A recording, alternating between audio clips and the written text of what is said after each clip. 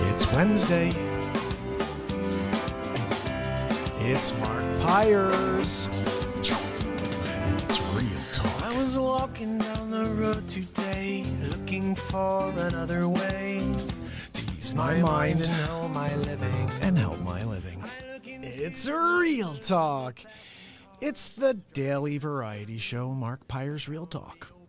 I'm here to help you make smarter moves, to amplify your current state. And I'm here with you on day 408 in a row, if you could believe that. And we're going to get into a few things today like we always do. And I'm with you at 4 o'clock, so we can get ourselves a nice hour of real talk in before I got to get going. And we have a lot to get into, guys. Lots of face swap stuff coming up today. I do have one thing. I don't know if you guys saw this. This was an outtake. I don't think this was meant to get out there. And it came across my desk today, and I always have to bring it to you guys. Remember, this is a show that's been live for 408 days in a row. Unscripted, positivity, motivation every single day for free. I'm not asking for anything. I'm not putting you into a funnel and then sending you something, telling you, hey, I'll give you the book for free. Just pay for the shipping. It's free Real Talk. But I got this, and I don't think I was meant to. I don't think this was meant to happen. In fact, I don't think that he wants this to be seen. Check this out. Hey guys, it's Ty. Listen, I've got the courses. They're on lockdown. I made millions on these courses. Now, I'm not guaranteeing you're going to make millions. I'm just Ty Lopez, and I do it. It's only going to cost you an arm and a leg. And I can promise you that I'm going to get rich. There you have it, guys. Ty is promising you that he is going to get rich. But if you really want to get the most out of your experience, why not start with what's free? That's what I always say. You got nothing to lose right now. It's free Real Talk. Everybody else is trying to get you to buy something. Now, something we started a few days ago, and it's going to continue. I'm live every day. But now there's a podcast every single day for you. So if you are someone who loves podcasts and you get through yesterday's episode, you're going to have another one tomorrow, another one today, another one. Every day there will be a new podcast, just like there's a new show. And I just want to make sure while you're driving around, you can catch the content you may have missed. I got a Ted, who is one of my followers over on Instagram, great young kid, and he said, I can't always catch the live show. So now there's a podcast. You could drive around every day and make sure it's fresh content. Because I'll tell you one thing, when I wasn't doing a show, I used to listen to Joe Rogan's podcast, and I loved it. And I would listen to a whole podcast and then just go to the next podcast. So this is an option now for you here with the Real Talk program. You like what you're hearing, but you can't tune in and watch a full show. You only catch a minute, and you're like, yeah, I'd love to see what else that's about. Well, you missed 59 minutes of the same thing. The entire thing is passion and just excitement. We're trying to just entertain you through this moment we're living in. You know, I don't know why people are so entertained by the negativity of the world. Oh, let's tune it in. Let's turn on the negatube again. Oh, it's horrible. There's nothing good there except The Curse of Oak Island, which if you don't watch that show, you should. It's one of the best shows in the world. I love it. And last night it was on, but I was in the city, as you guys know. I went down to Arlene's Grocery, and it was pretty cool. Jamal Hopkins played the BeatSeat last night, and he called me today to tell me how much he loved it. And guys, as the inventor, it's a great thing to hear that from people who are playing with your product. So very, very excited about more people playing the BeatSeat. I mean, this is what it's all about. And, you know, it kind of ties into what my topic for the day was going to be, which is determining what a buyer and a seller's motivation is. I think, you know, you could do the same thing. We're the seller. You know, our motivation is to sell as many BeatSeats as possible, you know, obviously. But from the buyer's perspective, we need to uncover what their motivation is. We need to determine what the motivation of the consumer is. That's what we're working on right now with the BeatSeat.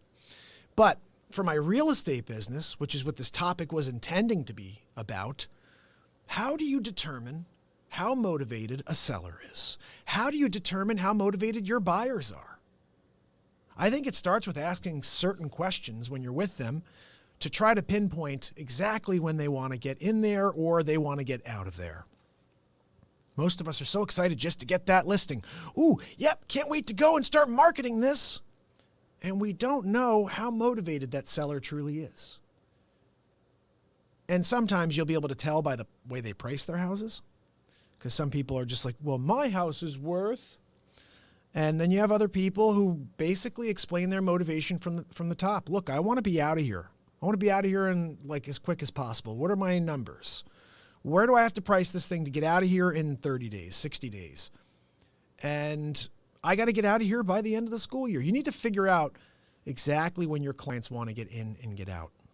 First of all, that's going to let you know how much time you have to spend on that client. Some people, I had a client recently who needed to find something in 13 days. 13 days we needed to find her a house. This was in about March. And we saw 6 towns. I showed her everything in 13 days.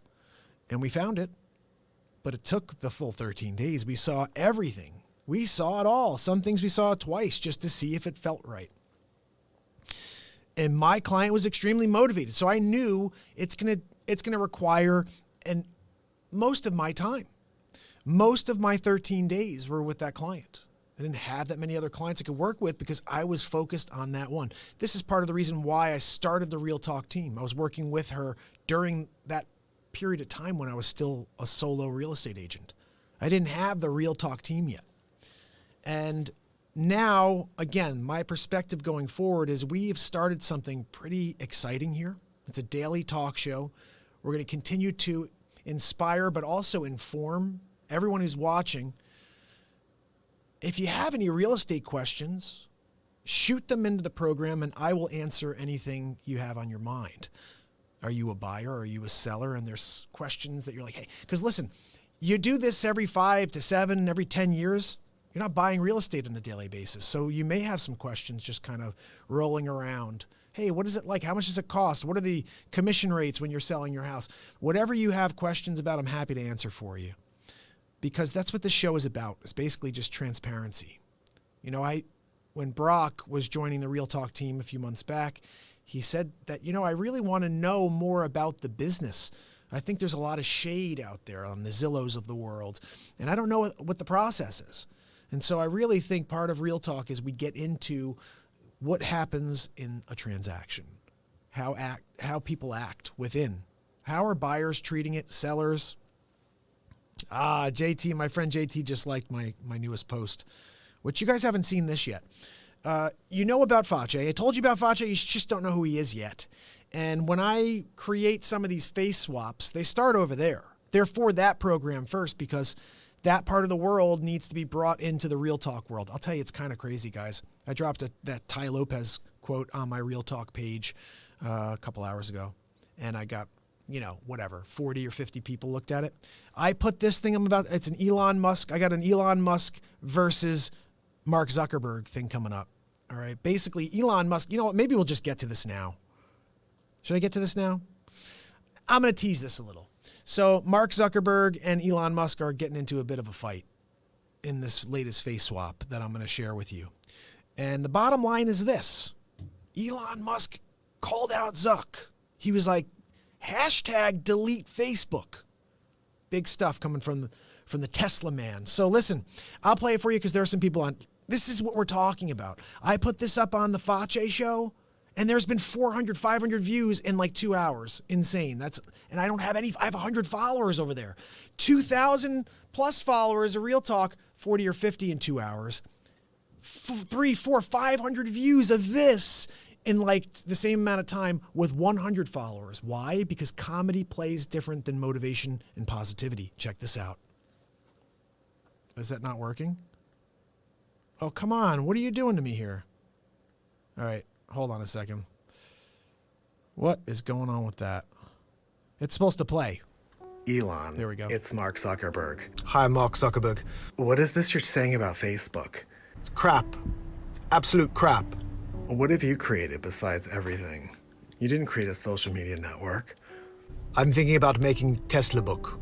People can go there and they can optimize their social media experience. Because Facebook is crap. You can't say that Facebook isn't the greatest platform ever. We have ads and we have social media. And people like to go on Facebook. Have you seen the platform? Tesla book? Working on it. You're making it look really bad for me out there. And I don't like that because I'm Zucks. You don't mess with the Zucks. Well, I guess I just have to say that your platform sucks. I guess I just have to say that your platform sucks. Tagline, hashtag, your platform sucks. So that is trending in the comedy side of things on Instagram right now, which is kind of crazy. So, like I said, I don't understand how the world works. I'm just coming out here every day and doing my part to try to affect some change. I'm realizing that that also means that I am going to change. I'm going to evolve within the process in order to understand the best way to do that, the best way to reach everybody. I'm not here to reach 5% of the population, guys. I'm here to reach everybody. Now, the only way that happens is if the content is user-friendly to the universe, right? So if there are people out there that would never tune in to just straight positivity, and there are people on the that will never tune into just straight comedy or live music, maybe they would, obviously people love to watch music, but the full variety show, it's happening. So let me tell you a couple things. We're going to move forward onto these to a news story here. Let me see what we got. Well, you heard the Zuck story. Basically, that's that. Let me take these off. Moving over to the news. Or we can call that one out.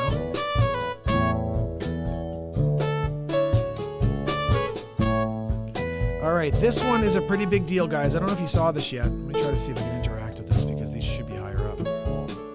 All right, there we go. So, did you guys see this?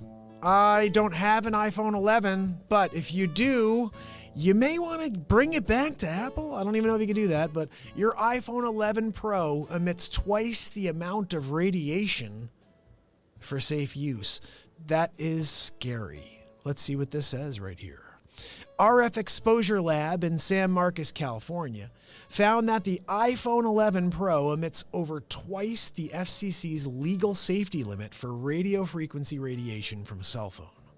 The testing builds on former investigative work by the Chicago Tribune, which also found that the iPhone 7 exceeded federal radiation levels at twice the limit. I had the iPhone 7, so that one I'm pissed off about now. It all points to how old the FCC's testing standards are for radio frequency radiation, as in they're way older than our smartphones are and should be updated. Should they, or should we just kind of get with lower radiation? That would be a nice thing. While you were listening to your buddy bemoan 5G wireless connectivity because they think it will fry their brain, your iPhone may have been silently emitting exactly that kind of harmful radiation your friend is freaked about. Let's see. I just read that part. The lab found the smartphone exposes users to a specific absorption rate, how much the body absorbs radio frequency energy, of 3.8 watts per kilogram. Meanwhile, the FCC has set the maximum exposure rate at 1.6 kilowatts per kilogram. So that is more than double, guys. Problem. That's certainly cause for concern, considering the World Health Organization, or WHO, has classified RF radiation as possibly carcinogenic to humans since 2011, and the National Institutes of Health have found clear evidence in animal studies that RF radiation causes cancer. Plus, the radiation has been linked to lower sperm counts, headaches, even the effect of learning and memory loss. And sleep disorders. Why the discrepancy? Well, for one thing, cell phone testing is self-regulated, meaning that the manufacturer supplies a phone to an independent lab for testing, and if the phone passes, the FCC approves the device for release. So then, however, when we bought the iPhone off the shelf and tested it the same way, RF exposure found it fails the FCC's safety limit. So then did they cook the books? That's what they call it. They call it cooking the books. Did they cook the books the first time round? And that's how they got them to get the approval? Let's see. While it's completely possible that Apple could have installed dummy software on the iPhones provided to the FCC for testing, leading to drastically different results, the real reason behind the conflicting results could be much less sinister. The FCC's limits are 20 years old. Ted, what's up, buddy? Some might argue that the limit is antiquated at this point. The FCC set its radio frequency radiation standards some 25 years ago, long before smartphones were even a thought. It doesn't matter. There's a clear problem out there with cancer. There's more brain cancer, more pediatric cancer than in history. Like, we can't say that it's absolutely because of the iPhones, but look, we have more tech than we've ever had, and more people have cancer. What does that tell you? It's kind of a no-brainer. Oh, my man. I'm so glad you're enjoying it, Ted, and I hope you've I'm not sure which podcast do you listen to? Do you have an iPhone? Do you have a Google? Because you can get either or. I actually have, I'm on every podcast platform. So basically, whatever one you listen to, just type in the show, and it should come right up for you. It's a free show, free podcast. This is a free show. Remember, just because you have people out there that are saying, hey guys, it's Ty. Listen, I've got the courses. They're on lockdown. I made millions on these courses. Now, I'm not guaranteeing you're going to make millions. I'm just Ty Lopez, and I do it. It's only going to cost you an arm and a leg. And I can promise you that I'm going to get rich. He's going to get rich, guys.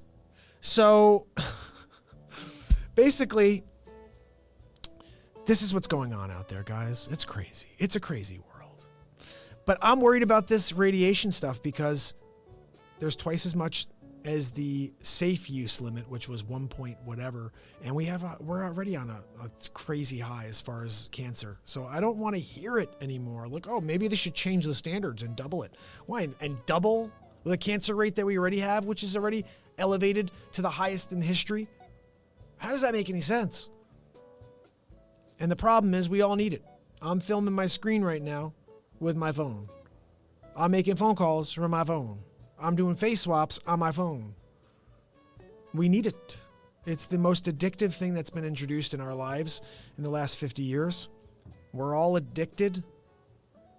I'll see people and they're just like, they go from being like, oh, whatever, to like just facing the phone. You're trying to talk to them and their face is in the phone. You're like, okay, I guess I'll just wait for this person to finish up whatever they're doing. And I don't even think people realize they're doing it anymore. I would tell you something else too. If you want to get a listing, if you want to work with a client and you want to let them know you care about them, leave your phone in the car. Don't pick up your phone when you're talking to someone. Someone rings, you click it off. You finish your conversation with someone. There's nothing worse than feeling like you're not being appreciated. You're in a room with someone who thinks their phone is more important than you. I'm going to give this thing my attention instead of this human being standing in front of me. Just think about that for a second. Next time you pick up your phone and you have a friend in the room with you, or you have a family member or something like that, just think about that. I'm going to just look at this. I'm going to take a look at this instead. This 5.6 inch screen. Ooh, I'm going to miss this vast landscape around me, but I'll look at that screen. I'm getting a look at that screen right now. Let me Google search something. Ooh. Anyway, who's on with me? Let's get to the next story here. Again, worried about this iPhone thing, guys. I don't know what to tell you about it, though. We all need our phones, but it's crazy. Double the legal limit. So this is a pretty cool thing. You guys know anything that's science related, anything that has to do with outer space, possible aliens, finding aliens, anything like that, I'm going to bring it up on the show. And scientists detect an unexplainable radio signal in outer space. Let me pull this story up here. This signal repeats itself every 16 days. That's an intelligent signal being sent to us from somewhere out in the universe. And you know my philosophy here on Real Talk, guys. If we're here on planet Earth and we are the size of a speck of sand to everybody else in the universe, there is a lot of other life out there. And it may not be sentient, it may not be carbon-based. I don't know, but I'll tell you what, there is life everywhere. I guarantee you went to every planet, you would find some life. You'd be like, no, there's no way on Pluto there's life. I bet you there's something that's frozen at a state of, and it's still alive. like that cold and somehow it's still living. They find things all the time in the deepest parts of the ocean. Oh, this shouldn't exist. We found something that shouldn't exist. All the time they find things that shouldn't exist. They're going to find stuff everywhere one day. It may not be in our lifetimes, but listen, we may find something out here. For the first time, scientists have detected a radio signal from outer space that repeats at regular intervals. The series of so-called fast radio bursts, which are very short-lived pulses of radio waves that come from across the universe, were detected approximately once an hour for 4 days, and then they suddenly stopped, only to start up again 12 days later. This cycle repeated every 16.35 days for over a year. The bursts originated from a distant galaxy some 500 million light years away. The discovery of the 16.35 day periodicity, I guess, in a repeating RFB source is an important clue to the nature of this object. The repeating pattern, reports Science X Network, suggests the source could be a celestial body of some kind, orbiting around a star or another body. In such a scenario, the signals would cease when they are obstructed by the other body, but that still does not explain how a celestial body could be sending out such signals on a regular basis. Another possibility is that the stellar winds may be alternating boosting and blocking signals from a body behind them. Or it could be that the source is a celestial body that is rotating. Oh, this is what I did not want to hear, guys. It's not likely to be aliens. The Massachusetts Institute of Technology said in a statement, because the signals are a sign of energetic events that are on the extreme scale of the cosmos. Even at a highly intelligent species would be very unlikely to produce energies like this. And there is no detectable pattern so far that would suggest there is a sentient hand at play. Fast radio bursts last only a few milliseconds, making it difficult to accurately determine where they have come from. One of the greatest mysteries in astronomy right now is the origin of short, dramatic bursts of radio light seen across the universe, known as fast radio bursts, or FRBs. Although they last for only a thousandth of a second, there are now hundreds of records of these enigmatic events. Most of the radio bursts are one-offs, but a small amount of repeaters which occur in the same place. That's the ones they're really looking into here. So, guys, it's not going to be aliens. Sorry. I thought they were going to tell us it was an alien. I don't know. I keep hoping one of these stories is going to be like, we found them. But they will. I'm telling you, it's going to happen. It will happen. Now, guys, I don't know if you heard about this movie that came out a few years ago. I thought I'd bring this up as a musician. I only feel it's right to discuss this because I was a fan of Michael Jackson. I don't know anything about his personal life. I never really did that research myself. But Macaulay Culkin, Mac, I guess they call him Mac. I didn't know they called him Mac. Macaulay Culkin just has a tell-all in Esquire magazine. And it is juicy, guys. Wait till you hear all the crazy stuff that MJ did with Macaulay. It's nothing. It's nothing. If you saw HBO's Leaving Neverland, the explosive documentary exploring allegations that Michael Jackson sexually abused children, you may have been surprised when Home Alone star Macaulay Culkin didn't make an appearance. As a child, Culkin starred in the music video for Jackson's Black and White, after which he and Jackson became lifelong friends. Throughout the years, allegations of Jackson's behavior have exploded into the mainstream, and Culkin has continuously denied that he ever had any sexual contact with Jackson. In Esquire's March 2020 cover story, Culkin discusses at length his friendship with Jackson, going into detail about their relationship and what did and did not happen. Look, Culkin said, I'm going to begin with the line, it's not a line. It's the truth. He never did anything to me. I never saw him do anything, and especially at this flashpoint in time, I'd have no reason to hold anything back. The guy's passed on. If anything, I'm going to say that it would be stylish or anything like that, but right now is a good time to speak up. And if I had something to say, I would speak up about it. I would totally do it, but no, I never saw anything. He never did anything. Culkin spoke about the special bond he and Jackson shared by virtue of their unique childhoods. both raised by fathers pushing them towards fame at a young age, and Culkin and Jackson were kindred spirits. Despite their 22-year age difference, the last time they encountered themselves or each other was in a men's room in Santa Barbara County Superior Courthouse in 2005, where Culkin testified as a character witness in People vs. Michael Jackson, wherein Jackson was charged with intoxicating and molesting a 13-year-old boy who had cancer.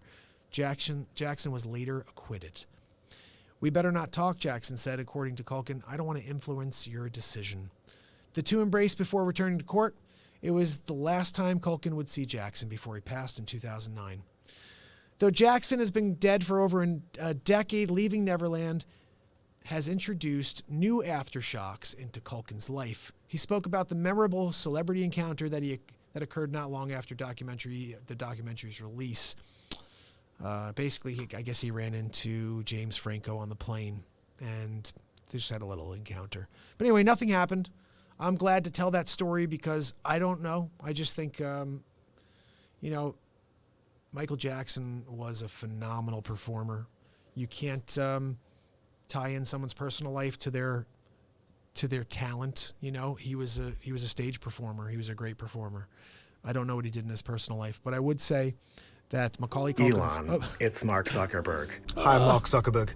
What is this? But basically, Macaulay Culkin says nothing happened. I'm going to leave it at that. I'm going to play you guys a quick song, and then I'm going to get going. It's been a pretty short show today, and it's going to be a short show today, guys. I got things to do, all right? So let me get over there and play you a quick track on the BeatSeat.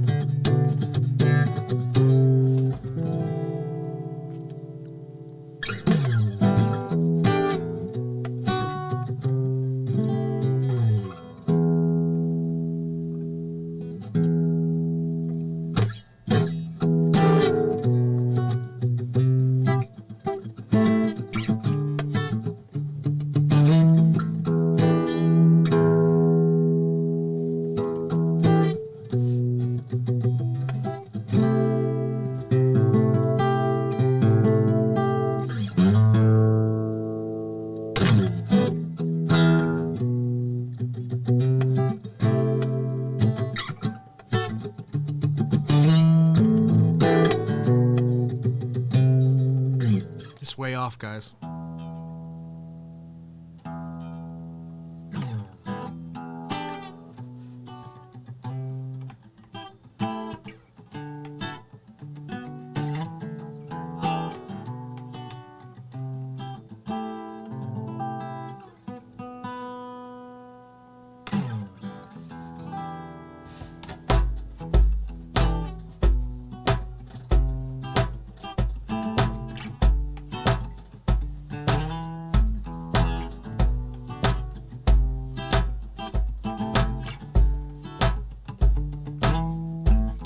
Releasing from a broken dream as I'm outside looking in, as my friend is not to blame, as this world turns cold.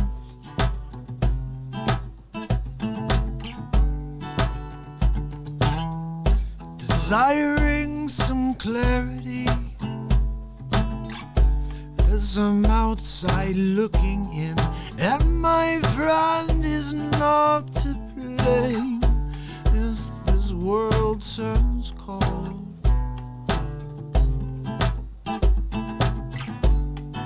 I can't see the light.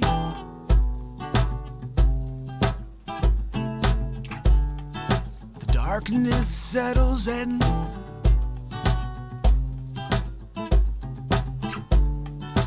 I don't know my name. I'm a stranger to this place.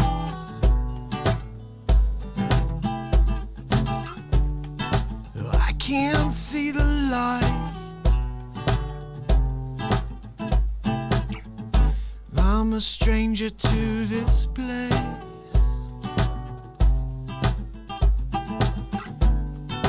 I don't know my name.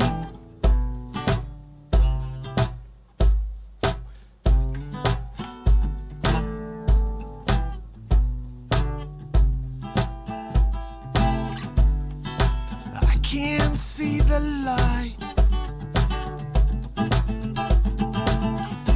I'm a stranger to this place.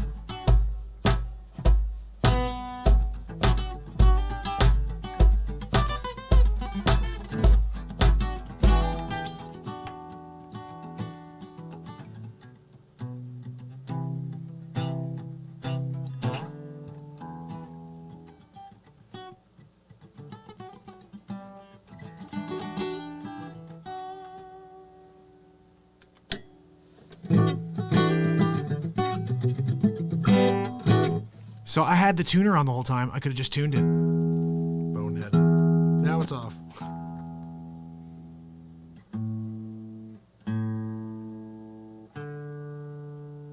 What happens when you leave this in the studio all week?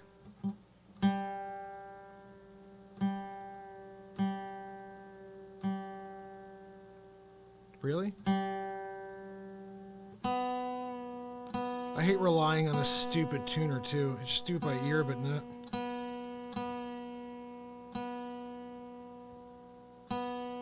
That's it.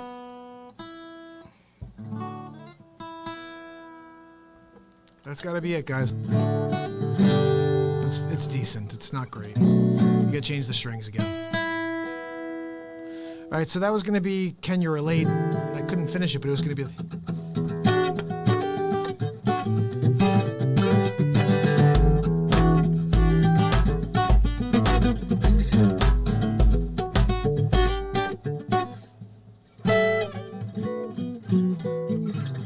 going to just play you one really quick tune and get out of here, okay?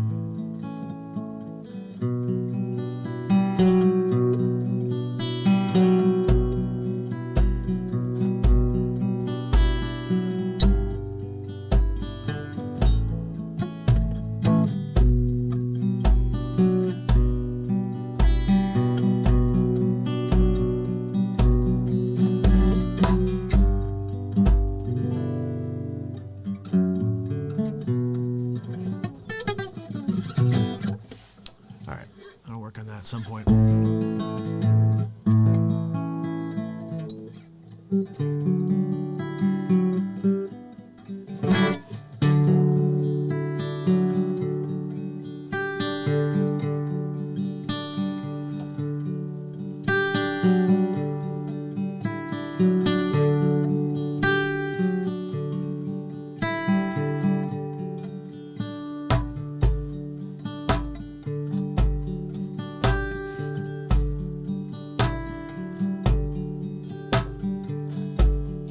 Remember when we were so young, cast lost inside this hidden love I have for you. Father always had time, Mother always there with open arms. I cry with you. Into these arms I cry again.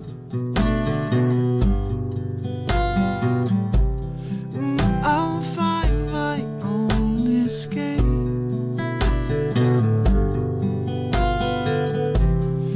And if tomorrow never comes, I will walk with the wind, yeah, and that time, and push those arms away,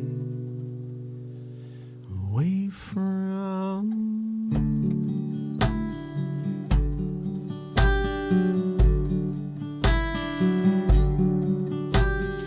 oh, hold me now.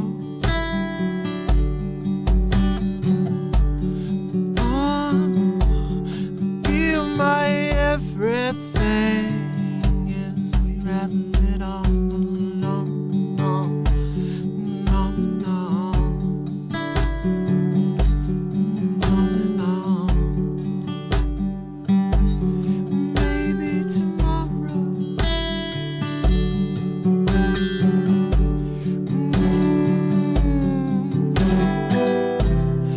and if tomorrow never comes,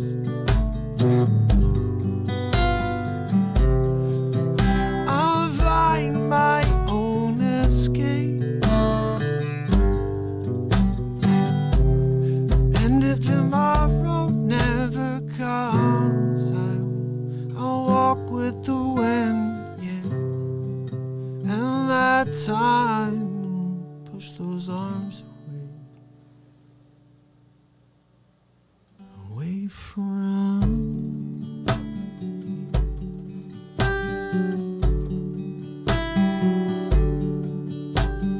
oh, hold me now. Oh, and feel my everything as we ravel it on, on, on, on. Maybe tomorrow.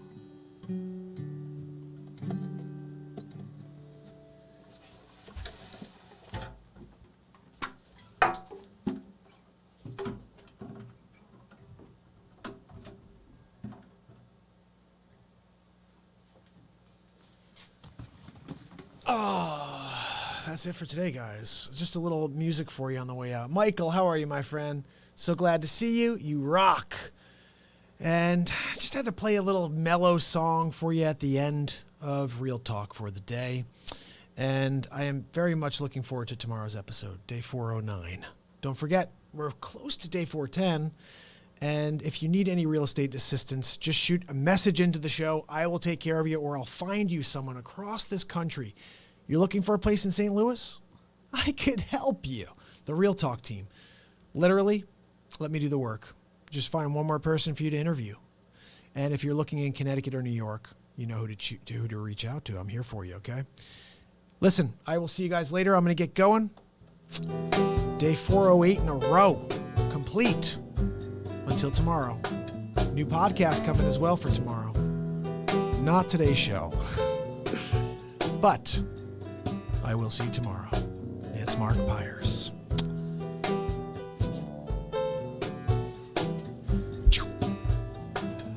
And it's Real Talk.